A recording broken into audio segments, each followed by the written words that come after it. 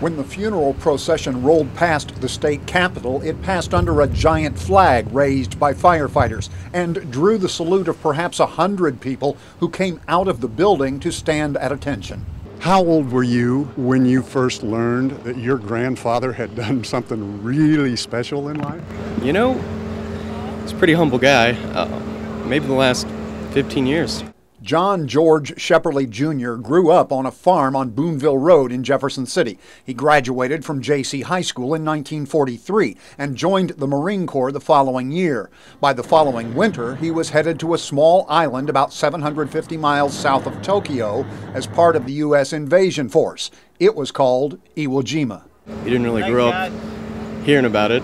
Do a Google search, John Schepperle, and it's going to tell the story pretty well. Local historian Jeremy Amick says John Schepperle hit the beaches with the 3rd Platoon of E Company's 28th Regiment. Almost immediately, he took shrapnel in the arm from a Japanese mortar round. But the medics patched him up and sent him back into action. As the 3rd charged up Mount Suribachi, the wound began to give Schepperle trouble and he was evacuated to a hospital ship. He left it to his platoon buddies to create one of the most enduring images of World War II, which was later recreated for the cameras and for history. Once treated, John Schepperle went back into the fight to secure Iwo Jima, only to be shot.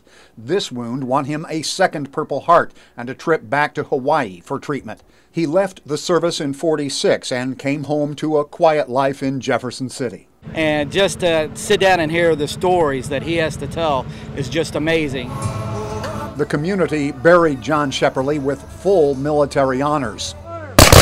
The rifles used in the volley were World War II era M1s, the same as Schepperle carried into battle at Iwo Jima.